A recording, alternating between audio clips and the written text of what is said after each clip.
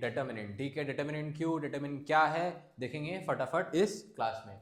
So determinant JEE का one of the most easy topic बोल सकते हो और स्कोरिंग भी है। ठीक है, सेकंड इज डिटर्मिनेंट क्या है, तो डिटर्मिनेंट बेसिकली एक सिंगल वैल्यू कैलकुलेट करता है किसी भी मैट्रिक्स का। किसी मैट्रिक्स से मेरा मतलब क्या है, मैट्रिक्स का ऑर्डर 2/2 3/3 होना चाहिए, मतलब वो स्क्वायर मैट्रिक्स होना चाहिए, मतलब नंबर ऑफ रोज बराबर नंबर ऑफ कॉलम। तो आइए आज का ज्ञान शुरू करते हैं।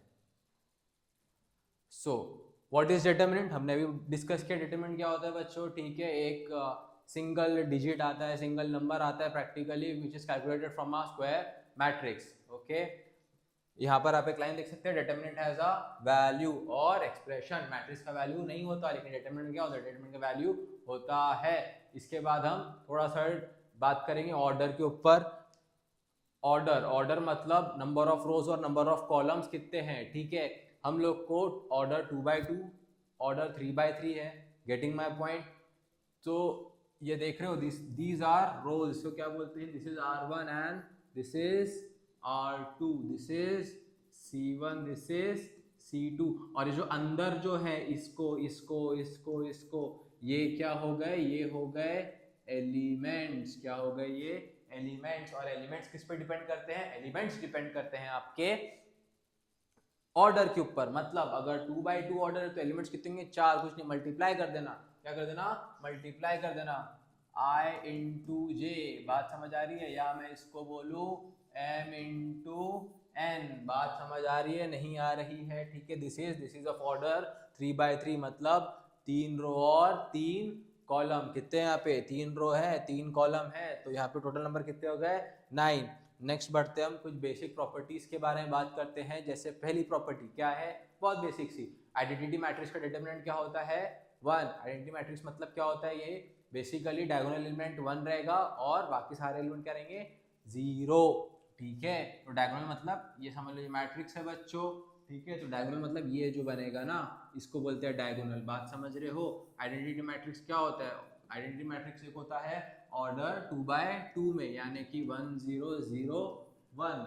ये ऑर्डर क्या हो गया 2/2। और एक आइडेंटिटी मैट्रिक्स ऑर्डर 3/3 में क्या होगा बच्चों 1 0 0 0 1 0 0 0 1। This is also identity matrix of order 3/3। I hope you are getting my point. Next is, तो इसका डिटरमिनेंट क्या होगा 1 होगा। क्यों होगा 1 भाई, डिटरमिनेंट सॉल्व कैसे होता है एक बार देख लेते हैं। अगर A B C D बोल रहा हूँ, ऑर्डर क्या है इसका 2/2 ऑर्डर है, इसको सॉल्व करना है, क्या करोगे A into D minus B into C. तो यहाँ पर भी क्या किया हमने, यहाँ भी हमने same way 1 into 1 minus 0 into 0। तो what is 1 minus 0, 1 minus 0 is 1, so we write it as 1। Zero matrix मतलब अगर सारे एलिमेंट जितने भी एलिमेंट है मैट्रिक्स के अंदर वो जीरो, उसको बोलते हैं जीरो मैट्रिक्स। तो उसका डिटरमिनेंट भी क्या होगा, सिंपल सी बात है 0। और डायगोनल मैट्रिक्स का डिटरमिनेंट क्या होता है, डायगोनल मैट्रिक्स का डिटरमिनेंट होता है जो डायगोनल्स है ना उनका प्रोडक्ट। किसका प्रोडक्ट, जो डायगोनल जा रहे हैं उनका प्रोडक्ट। ये देख रहे हो डायगोनल ए बी सी है, तो इस डिटरमिनेंट की वैल्यू क्या होगी ए इंटू बी इंटू सी। नेक्स्ट पार्ट पे चलते हैं, रो एंड कॉलम के ऊपर। उसके भी काफी सारे ऑपरेशंस है जो हम अब देखने वाले हैं। पहला क्या है, इंटरचेंज प्रॉपर्टी। इंटरचेंज प्रॉपर्टी का मतलब क्या होता है, जब आप, ये एक रो है ये दूसरी रो है, ठीक है, अब आप उसको चेंज कर देते हो, क्या कर देते हो, सीधे सीधा चेंज कर देते हो, तो वहां पर डिटरमिनेंट का साइन चेंज होता है। वैल्यू सेम रहेगी, 6 है तो 6 लेकिन माइनस में हो जाएगा, 5 है तो 5 लेकिन माइनस में हो जाएगा। बात समझते हैं। अगर मैं बोल रहा हूँ एक डिटरमिनेंट लिया मैंने 3 2 1 4, ठीक है, क्या हो जाएगा 3 4 12 minus 2, how much we get 10। वही क्या कर रहा हूँ मैं ये R1 था ये R2 था, मैंने क्या किया, मैंने चेंज कर दिया। अब चेंज किया तो क्या हो जाएगा 1 4 3 2, तो इसकी वैल्यू क्या हो जाएगी, देखो 1 2 2 2 minus 12 minus 10। Getting my point. तो यहाँ क्या समझ रहे हो, यहाँ तुमको एक चीज समझ में आ रहा है कि जो साइन रहता है वो चेंज हो जाता है। बात समझ, कब, जब तुम रोज को चेंज करते हो, इंटरचेंज करते हो रोज को। ठीक है, यहाँ मतलब R1 interchange to R2। Next इससे बात करते हैं आइडेंटिकल एंड प्रोपोर्शनल रोज और कॉलम। मतलब क्या है, अगर दो रो या दो कॉलम, अगर दो रो या दो कॉलम आइडेंटिकल है तो जो वैल्यू होगी इस डिटरमिनेंट की वो क्या होगी 0। क्या होगी वो 0। देखो यहाँ दिख रहा है, यहाँ पर A1 A2 A3 यहाँ भी A1 A2 A3 R1 बराबर R2 दिख रहा है तुमको यहाँ पे, तो इसकी वैल्यू क्या रहेगी 0। और प्रोपोर्शनल, प्रोपोर्शनल मतलब बच्चों अगर उसके प्रोपोर्शनल में रहा, मतलब पहले इसका एग्जांपल देखते हैं, इसका एग्जांपल में अपन लेते हैं, ये लिया मैंने, यहाँ पर मैं लिखता हूँ 1 3 2 1 3 2 1 1 1, ठीक है। अभी क्या देख रहे हो यहाँ पे, यहाँ देख रहे हो ये आइडेंटिकल है, ये क्या है, ये तुम्हारा आइडेंटिकल बन रहा है आइडेंटिकल। अगर मैं इसको सॉल्व भी करूं, एक्सपैंड करके सॉल्व भी करूं, तो देखो 1 3 1 जा 3 2 1 जा 2 3 माइनस 2 1 आ गया, फॉर्मूले का माइनस 3, सो 3। अब 1 1 जा 1 2 1 जा 2 1 माइनस 2 माइनस 1, ठीक है। फॉर्मूले का 2 प्लस 2, then 1 1 जा 1 minus 3 minus 2, getting my point, getting or not? So was 1 plus 3 minus 4, what we get? 0, we get 0, that's what I mean to say। बात समझ आ रही है गाइज आप लोग को, ठीक है। तो होप यहाँ तक के समझ में आ गया होगा, ठीक है। नेक्स्ट इज अगर प्रोपोर्शनल रहा, प्रोपोर्शनल में भी क्या होता है, प्रोपोर्शनल में भी 0 ही होगा, बहुत सिंपल सी बात है यार। प्रोपोर्शनल का मतलब क्या होता है कि मल्टीप्लाइड बाय सेम नंबर, मतलब प्रोपोर्शन में हो, सेम प्रोपोर्शन में हो। तो यहाँ पर k है तो मैं बोल सकता हूँ k बाहर, यहाँ से अगर k बाहर आ गया यहाँ से तो क्या होगा A1 A2 A3 A1 A2 A3 B1 B2 B3, और ये सेम किसका बन रहा है, ये बन रहा है ये, तो क्या है 0, तो k इंटू 0 क्या हो जाएगा, k into 0 becomes 0। Getting my point. हाँ, यहाँ हम कॉमन निकाल सकते हैं। अभी कैसे कॉमन निकालते हैं, रोज से निकलेगा, कॉलम से निकलेगा, कैसे निकलेगा, हम बस इसके बाद वही चीज देखने वाले हैं।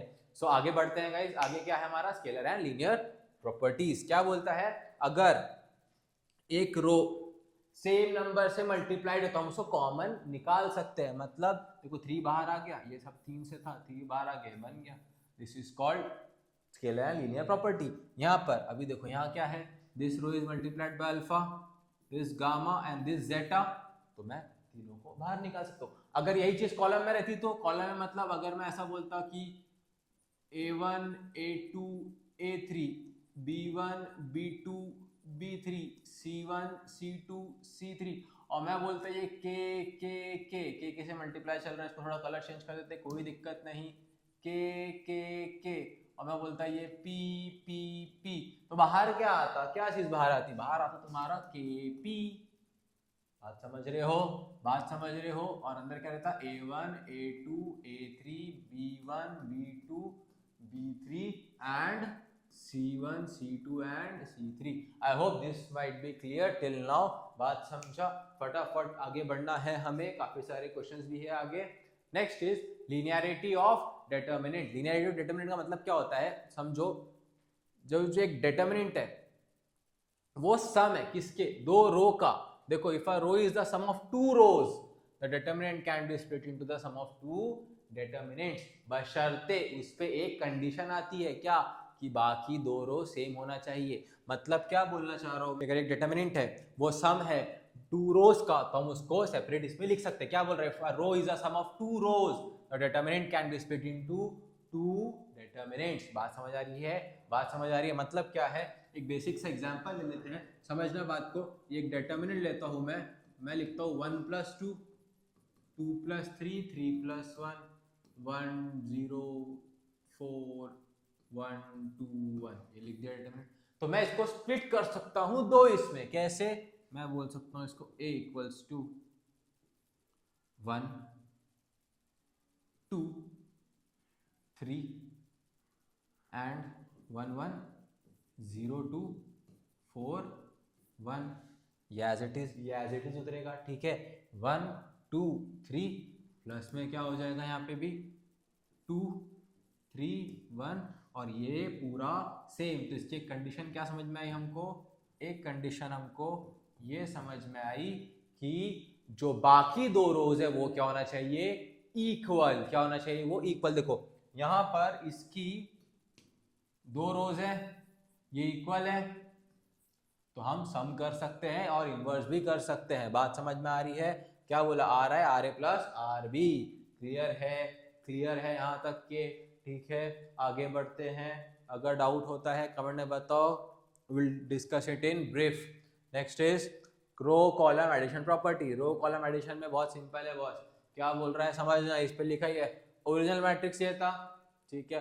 अगर मैंने एक ऑपरेशन परफॉर्म किया किस पे, रो पे ऑपरेशन परफॉर्म करूं या कॉलम पे ऑपरेशन परफॉर्म करूं, मेरा आंसर चेंज नहीं होगा, मेरा आंसर चेंज नहीं होगा। देखो मैंने ऑपरेशन के परफॉर्म किया यहाँ पे R2 changes to R2 plus 3R1, ठीक है। अच्छा ये था, तो यहाँ पर जाके जब मैंने बोला इसको हम इसमें देखते हैं, डिटरमिनेंट यही था 1 2 3 4, मैंने क्या बोला R2 मतलब ये, इसको चेंज किया, किससे चेंज किया भाई, R2 प्लस 3R1, तो भाई R1 तो as it is, this is R1 guys and this is R2, तो R1 तो एज इट इज आएगा, तो मेरा 1 2 हो जाएगा। अच्छा R2 मतलब 3 प्लस 3 इंटू 1 6, 4 3 12, सॉरी 4 3 2 6, तो ये 10, इसको अगर सॉल्व करूंगा तो 1 10 10, 10 माइनस 12 कितना हो जाएगा -2, तो वैल्यू चेंज नहीं होती है। बात समझ आ रही है, वैल्यू चेंज इसकी नहीं होगी, कब, जब आप एडिंग मल्टीपल वन और रो इन दैट अनदर रो, तो उसमें हम क्या बोलते हैं, वैल्यू डज नॉट चेंज, ठीक है। Next move on to the next topic. Next topic क्या है हमारा, determinant of transpose of matrix. Transpose का मतलब क्या होता है, ए ट्रांसपोज मतलब कुछ नहीं, रोज चेंजेस टू, जो रो है ना ये चेंजेस टू कॉलम, बस इसी को बोलते हैं हम ट्रांसपोज ऑफ मैट्रिक्स, ठीक है। जैसे आप देख सकते हैं ट्रांसपोज का 1 3 2 4 था, तो ये रोज है, ये कॉलम है, ठीक है। देखो ये रो है, ये कॉलम है, और ये क्या हो गया, ए ट्रांसपोज मतलब ये जो रो थी ये क्या बन गई, कॉलम, और ये जो रो है ये क्या बन गई, कॉलम। बात समझ रहे हो, तो इससे क्या होता है, इससे वैल्यू चेंज नहीं होती है, ट्रांसपोज ऑफ मैट्रिक्स करोगे वैल्यू चेंज नहीं होगी। बात समझ आ रहा है, क्लियर है, कुछ नहीं करना है, रोज चेंजेस टू कॉलम, ठीक है। ऑर्डर भी चेंज नहीं होता, एक और चीज़, ऑर्डर चेंज नहीं होगा, ऑर्डर वही रहेगा, और डिटरमिनेंट हमेशा किसका होता है, स्क्वायर मैट्रिक्स का होता है, इसको याद कर लो, समझ लो, ठीक है। उसके बाद आता है determinant of inverse of matrix. अच्छा इनवर्स ऑफ मैट्रिक्स का मतलब क्या होता है कि उसका इनवर्स निकालना, क्या निकालना, उसका इनवर्स, ठीक है। उसका एक फॉर्मूला होता है, ये फॉर्मूला है A inverse equals to 1 upon determinant of A into adjoint of A, ठीक है गाइस। अब एडजॉइंट ऑफ ए पढ़ने के पहले हम एक चीज़ पढ़ेंगे जो है माइनस एंड कोफैक्टर। पहले हम वो पढ़ते हैं, इसमें एक स्लाइड ऐड करते हैं, ऐड हो जा भाई डॉक थीम। तो हम अभी क्या पढ़ेंगे, इसको हम नाम भी दे देते हैं माइनस एंड को फैक्टर मैन, ठीक है, ओके। थोड़ा बड़ा कर देते हैं इसको, इसको थोड़ा बड़ा, it should be like this only. तो इसकी बात करते हैं माइनस एंड कोफैक्टर की। माइनस का मतलब क्या होता है, माइनस का मतलब होता है डिटरमिनेंट, सेम इससे एक माइनर डिटरमिनेंट बनाना, क्या बनाना, समझ लो एक ऑर्डर दिया तुमको 3/3 का, तो डिटरमिनेंट तुम्हारा ऐसा है, उसमें से एक छोटा सा पार्ट डिटरमिनेंट बनाने का, उसको हम बोलते हैं माइनर्स। कैसे होता है, उसके लिए ना हम जिस भी इसका माइनर निकाल रहे हैं, अगर मैं बोल रहा हूँ M11 मतलब क्या हो यहाँ पे, फर्स्ट रो फर्स्ट कॉलम, तो मैं फर्स्ट रो और फर्स्ट कॉलम को एलिमिनेट कर दूंगा, उसको डिलीट कर दूंगा, हटा दूंगा, और उसके बाद जो बचेगा उसको हम डिटरमिनेंट करेंगे। एक एग्जांपल लेते हैं यहाँ पे, अगर मैं बोल रहा हूँ एक डिटरमिनेंट है 3 2 1 4 2 1 3 1 2, ये डिटरमिनेंट है।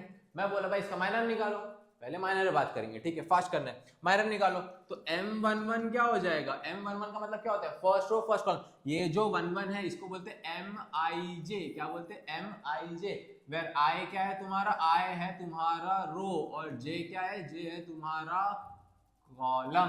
बात समझ रहे हो, I क्या है, I है रो, J क्या है, J है कॉलम। आगे बढ़ते हैं बच्चों, सो M11 जैसे मैंने बोला, माइनर का मतलब क्या होता है, माइनर का मतलब होता है कि हम उस डिटरमिनेंट से छोटा डिटरमिनेंट निकाल रहे, माइनर डिटरमिनेंट निकाल रहे, कैसे, by eliminating that row and column. तो मैं जब इसको एलिमिनेट करूंगा तो एक बात समझना, देखो M11 बोला तो फर्स्ट रो फर्स्ट कॉलम हट गया, ठीक है, तो क्या बचा 2 1 1 2, ठीक है, क्या बचा 2 1 1 2, तो लिख देते हैं 2 1 1 2, और इसको क्या सॉल्व करना है, 2 2 4 1 1 1 4 minus 1 3, डायरेक्टली आंसर। ठीक है, अगर मैं बोल रहा हूं M12 तो क्या बोलोगे M12 के लिए, फर्स्ट रो सेकंड कॉलम। अब क्या बच रहा है 4 1 3 2, यही बच रहा है 4 1 3 2, तो 4 2 जा, नहीं तो लिख लो ऐसा 4 1 3 2, तो 4 2 जा 8, 1 3 जा 3, 8 minus 3 कितना हो गया 5। समझ रहे हो बात को, समझ रहे हो बात को। ठीक है, उसी तरह अगर मैं बोलता हूँ कि भाई M32 निकालो, अब 32 मतलब थर्ड रो और फर्स्ट कॉलम, थर्ड रो और सेकंड कॉलम, हटा दो इसको, 3 1 जा 3 डायरेक्टली, 1 4 जा 4, कितना हो गया -1। बात समझ आ रही है, यहाँ तक कि क्लियर है, यहाँ तक कि क्लियर है। ठीक है, तो एक काम करते हैं, इसका एक प्रॉपर माइनर भी निकाल लेते, साथ में कोफैक्टर भी निकाल लेते, तुम्हारा कंसेप्ट क्लियर हो जाएगा। ठीक है, चलो इसको सॉल्व करें फटाफट तरीके से, कुछ नहीं करना, डायरेक्ट जाओगे। ठीक है, एकदम ऐसा स्टेप बाय स्टेप जाने की जरूरत नहीं है, फास्ट फास्ट बोलोगे।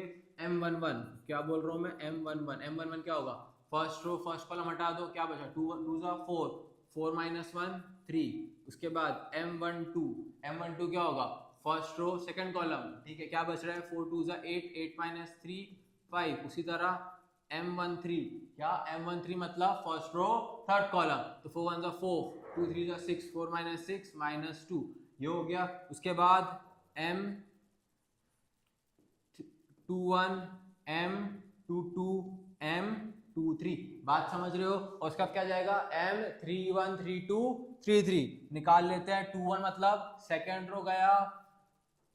रो गया फर्स्ट कॉलम गया, 2 2 4, 1 1 1, ये कितना हो गया 3। M22 सेकेंड रो गया सेकेंड कॉलम गया, 3 2 6 6 minus 3 कितना हो गया 3, ये गया थर्ड में, क्या हो जाएगा सेकेंड रो थर्ड कॉलम, तो सेकेंड रो थर्ड कॉलम गया मतलब क्या होगा 3 1 3, 2 3 6, हो गया। एक बार देखते हैं M21 कैसे निकाले बॉस, ये cancel, second row first column cancel, 2 2 4, 4 minus 1 3, second row second column 3 2 6, 6 minus 3 3, second row third column 3 1 3, 2 3 6, हो गया। उसके बाद क्या निकालोगे M31 M32 और M33, बात समझ आ रही है नहीं आ रही है। 33 में क्या हो जाएगा, थर्ड रो फर्स्ट कॉलम, 2 1 2 0, खत्म, 3 1 3, 1 4 4 -1, 3 3 मतलब कौन सा जल्दी बोलो, अरे भैया थर्ड रो और थर्ड कॉलम, तो 3 2 6, 6 minus 8 -2, ये हो गया। अब बात करते हैं कोफैक्टर, किसकी कोफैक्टर में कुछ नहीं करना, एज इट इज उतार देना, एज इट इज, मतलब कोफैक्टर को हम एसिड नोट करते हैं मोस्टली, तो A11 A12, ठीक है, A13 A21 A22 A23 A31 A32 A33, हो गया। ठीक है, कुछ नहीं, क्या बोल रहा है एज इट इज मतलब 3 5, जो है उसको एज इट इज लिखो, -2 है तो -2 3 3 -3, ठीक है, ये हो जाएगा 0 -1 और -2। बात समझ आ रही है, बात समझ आ रही है आप लोग को, ठीक है, क्लियर, यहाँ तक की पिक्चर क्लियर है, शॉर्ट में है, ओके आगे बढ़ते। अच्छा, लेकिन क्या ये हो गया क्या खत्म, नहीं ये नहीं हुआ खत्म, कोफैक्टर में साइन चेंज होता है, साइन कैसे चेंज होता है, देखो बेसिकली देखो बच्चों, कोफैक्टर का ना एक फॉर्मूला होता है, कोफैक्टर का फॉर्मूला क्या होता है, Aij equals to -1 to the power I + j Mij। अब इसको लगाना, इससे अच्छा पता है एक बेस्ट ऑप्शन क्या है, रोज और कॉलम का जो दिख रहा है उसको ऐड करो, इवन आया तो साइन चेंज नहीं होगा, ऑड आया तो साइन चेंज होगा। मतलब क्या बोल रहा हूँ मैं, ये 1 1 है, मतलब दिस इज Mij से कंपेयर करूँ तो I is for row, I किसके लिए है, रो के लिए है, and J is for column, ठीक है। तो 1 + 1 क्या होता है 2, रो और कॉलम को ऐड किया, 1 + 1 2, 2 इवन है साइन चेंज नहीं होगा, ऑड है साइन चेंज होगा, 3 + 1 4, इवन है साइन चेंज नहीं होगा, ऑड है साइन चेंज होगा नहीं होगा, होगा, यहाँ पर क्या होगा, यहाँ पर भी होगा, यहाँ नहीं होगा। बात समझ आ रही है, क्योंकि -1 to the power even is 1 तो साइन चेंज नहीं होता है, -1 to the power odd is minus तो साइन चेंज होता है। बात समझ आ रही है, -1/(1) पॉजिटिव आएगा यार, -1/(ऑड) क्या आएगा, नेगेटिव आएगा। बात समझा। कोफैक्टर बताने का जरूरत क्या थी, क्योंकि हम इनवर्स पढ़ने जा रहे हैं। इनवर्स हमको एडजॉइंट में लगता है, ठीक है, क्या लगता है हमको, एडजॉइंट में। तो एडजॉइंट ऑफ मैट्रिक्स क्या होता है, ये जो तुमने कोफैक्टर निकाले हो, ये जो तुमने कोफैक्टर निकाले हो ना, इसी को तुम क्या करोगे, एडजॉइंट में एज इट इज पुट कर दोगे, a11 a12 a13, बट लेकिन ट्रांसपोज में। अच्छा वो क्या होता है, मैट्रिक्स की वीडियो है, मैट्रिक्स में जाके देखो, अभी डिटरमिनेंट चालू है। Getting my point. सो आपको ए इनवर्स समझा क्या होता है, ए इनवर्स का फॉर्मूला है 1 determinant of A into adjoint of A. Adjoint of A कैसे निकलेगा, माइनर्स और कोफैक्टर से, ठीक है। आगे क्वेश्चन आएंगे, हम उसमें और डिस्कस करेंगे। कुछ ये समझ लो कि इन्वर्टिबल या इनवर्स ऑफ मैट्रिक्स कब एग्जिस्ट करता है, जब ये जो डिटरमिनेंट है, डिटरमिनेंट अगर मैट्रिक्स का जीरो नहीं है तो इनवर्स एग्जिस्ट करेगा, और अगर डिटरमिनेंट जीरो है तो इनवर्स एग्जिस्ट नहीं करेगा। बात समझ आ रही है, बात समझ आ रही है, ठीक है। आगे बढ़ते हैं, इसके भी आगे जाएंगे। नाउ ये है कुछ स्पेशल डिटरमिनेंट्स। स्पेशल डिटरमिनेंट्स इसको ना याद कर लो फिलहाल के लिए, ठीक है, समझो इसको स्पेशल ट्रीटमेंट क्या होता है। This is Q symmetric pattern. ये देखो एक सिमेट्री दिख रही है तुमको, ये देखो ये 0 0 0 0 चला, डायगोनल एलिमेंट सारे 0 हो गए, यहाँ पर एक सिमेट्री आई, यहाँ पर एक सिमेट्री आई, तो इसकी वैल्यू क्या होती है, 0। These are kind of special determinant, ठीक है। ये वैन डर वाल्स टाइप 1 क्या होता है, 1 1 1 a square b square c square a cube b, या सॉरी a b c और a square b square c square, तो क्या बनता है a minus b b minus c c minus a।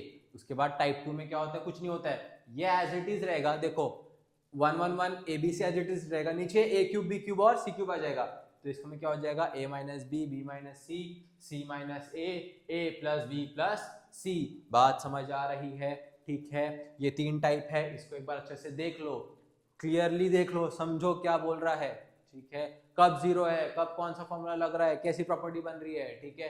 In detail we have discuss this chapter, okay.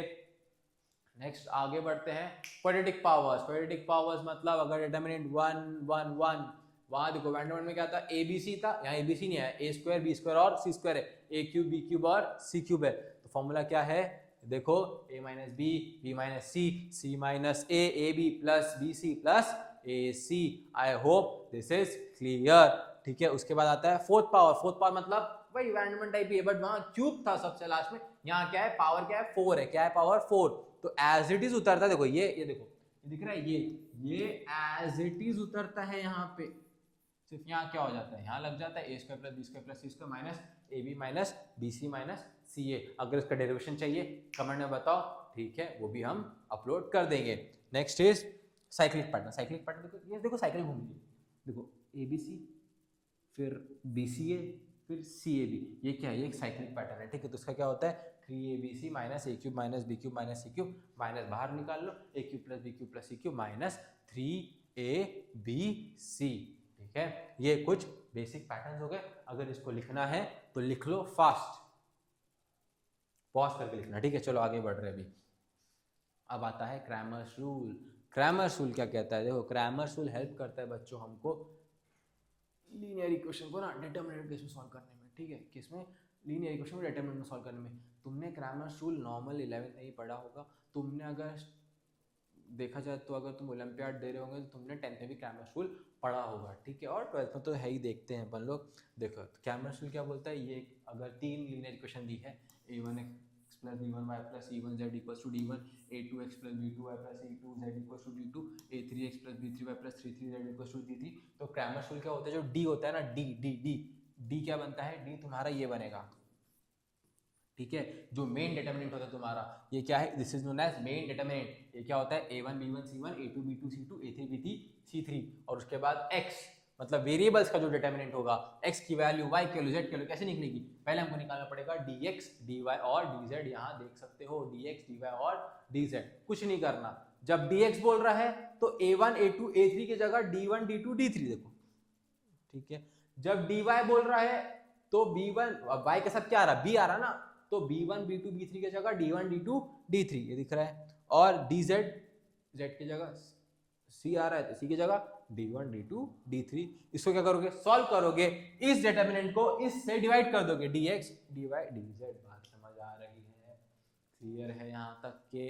ठीक है, अब इसके कुछ केसेस है, ठीक है, केसेस ये सारे हैं, इसको पहले नोट डाउन कर लो first, then I will explain it to you. Next is solution cases for linear systems. ठीक है, कितने केसेस है भाई?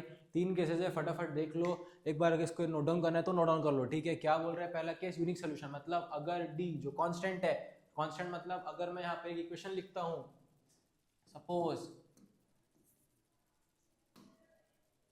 जस्ट अ मोमेंट, चलो अगर मैं यहाँ पर एक इक्वेशन लिखता हूँ, क्या कि इक्वेशन लिखा a1x plus b1y plus c1z equals to d1, उसी तरह मैं लिख रहा हूँ a2x plus b2y plus c2z equals to d2, उसी तरह मैं लिख रहा हूँ a3x प्लस बोलो b3y plus c3z equals to d3, और फिर मैंने dx dy dz और d निकाला, और उसमें अगर dx dy dz ये 0 के बराबर नहीं है and d is also not equal to 0, तो हम क्या बोलेंगे? जो सिस्टम है वो कंसिस्टेंट है, मतलब उसके पास कितने सोल्यूशन है? एक सोल्यूशन है। कितने सोल्यूशन है? एक सोल्यूशन है। उसके बाद अगर सब 0 के बराबर है, मतलब dx बराबर dy बराबर dz ये सारे के सारे अगर 0 के बराबर है, तो system has with infinitely many solutions, काफी सारे सॉल्यूशंस आएंगे। और केस 3 क्या होता है बच्चों?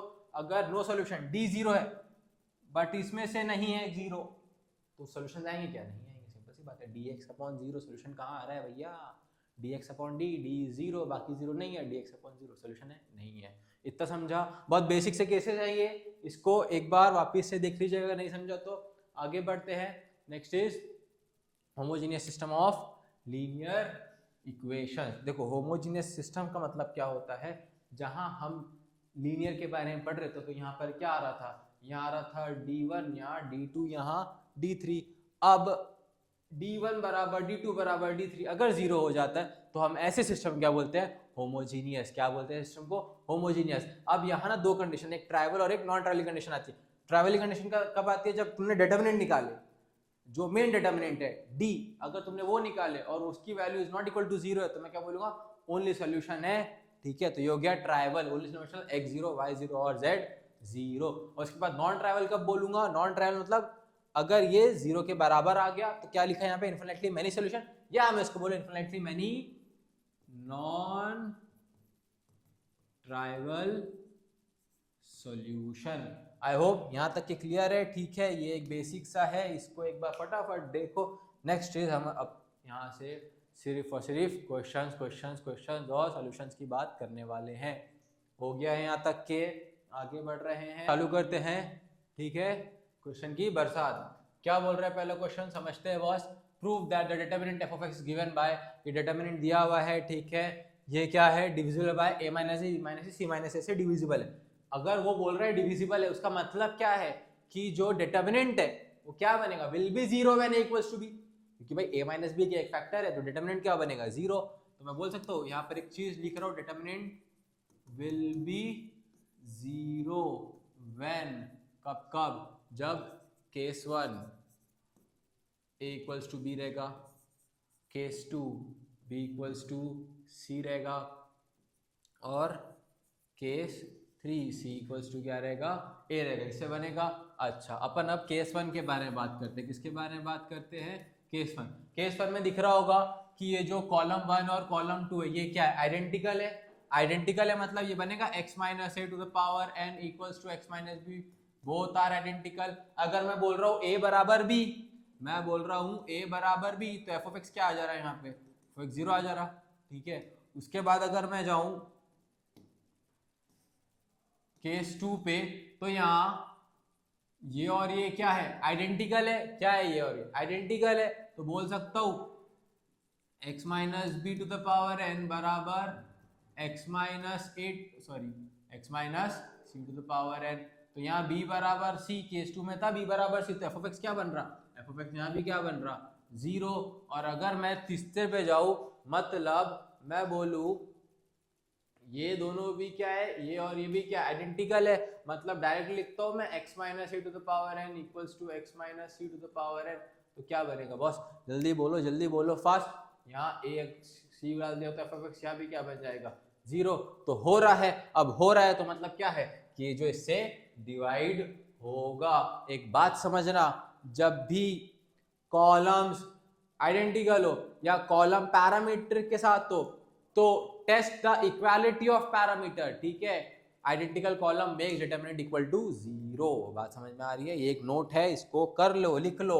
नेक्स्ट इस पे आते हैं। नेक्स्ट क्या है?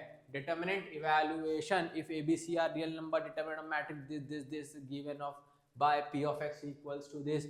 Do it in your homework. Let's see whether you can do it or not. Okay, कुछ नहीं करना, ट्रांसफॉर्मेशन करना। क्या करना है इसको? ट्रांसफॉर्मेशन। ट्रांसफॉर्मेशन मतलब पहले इसमें कॉलम ट्रांसफॉर्मेशन ले लेना होमवर्क में, लेकिन थोड़ा सा हिंट दे दे रहा हूँ। क्या करोगे? C1 को पहले ट्रांसफॉर्म करना, डायरेक्टली मत जाना, डायरेक्टली भी जा सकते हो बट अभी मत जाना। C1 माइनस C2 में ट्रांसफॉर्म करना। तो जब C1 को ट्रांसफॉर्म करोगे तो क्या बनेगा तुम्हारा C1? तुम्हारा C1 ऐसा बनेगा x प्लस ए माइनस बी। मैं सिर्फ C1 का बना रहा हूँ, ठीक है। क्या बनेगा? x प्लस ए माइनस बी। ये क्या बनेगा? a minus x minus b. ये क्या बनेगा? a minus b. ये बनेगा नहीं बनेगा? बनेगा, ठीक है। तो क्या बन जाएगा तुम्हारा?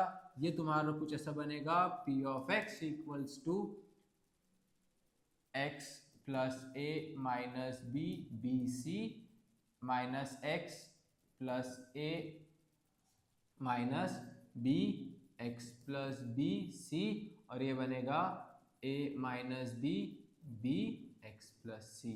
और उसके बाद क्या करोगे?